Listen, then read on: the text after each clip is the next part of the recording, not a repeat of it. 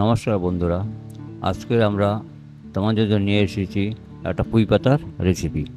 প্রথমে পুঁই পাতা কুচানো দিলাম, হলুদ, লঙ্কা কুচি, নুন, কালো জিরে, নারকেল কোড়ানো, কর্নফ্লাওয়ার, বেসন, চিনি আর তার সাথে 2 চামচ সর্ষের তেল দিয়ে মেখে নেব।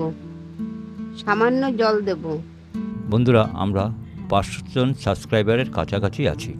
আপনাদের রান্নাটা পছন্দ হলে সাবস্ক্রাইব করে আমাদের পাশে থাকবেন। এই পুঁই পাতা মাখাটা অল্প করে নিয়ে এইভাবে গোল করে নিতে হবে। কড়াইতে সর্ষের তেল গরম হলে এক এক করে ভেজে তুলে নেব। ভাজাটা একটু লাল হলে খেতে বেশ মুচমুচে ও ভালো লাগবে।